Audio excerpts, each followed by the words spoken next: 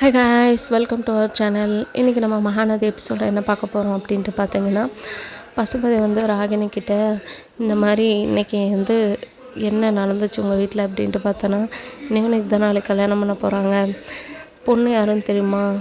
காவேரியோட தங்கச்சி யமுனா தான். அதை தான் சீக்கிரட்டாக அவங்க ஃபார்ம் ஹவுஸில் வச்சுட்டு இருக்காங்கன்னு பசுபதி கண்டுபிடிச்சி ராகினிக்கு சொல்லிடுவாங்க. அண்ட் தென் வந்து விஜய் என்ன பண்ணுவாருன்னா, ஆஃபீஸ் போயிட்டு வந்துட்டு அப்படியே அவங்க தாத்தா பாட்டி மீட் பண்ணிவிட்டு அதுக்கப்புறம் அவங்க மாமியார் வீட்டுக்கு போயிட்டு அங்கே போயிட்டு கேரட்லாம் வாங்கி கொடுத்துட்டு பேசிட்டு ஜாலியாக ஃபன் பண்ணிட்டு அதுக்கப்புறம் வீட்டுக்கு வருவார்.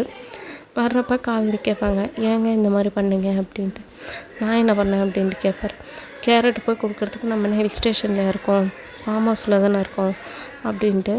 ஓ, எல்லாம் உங்கள் கங்காக்கா சொல்லிட்டாங்களா அப்படின்ட்டு கேட்பாங்க. ஆமாங்க.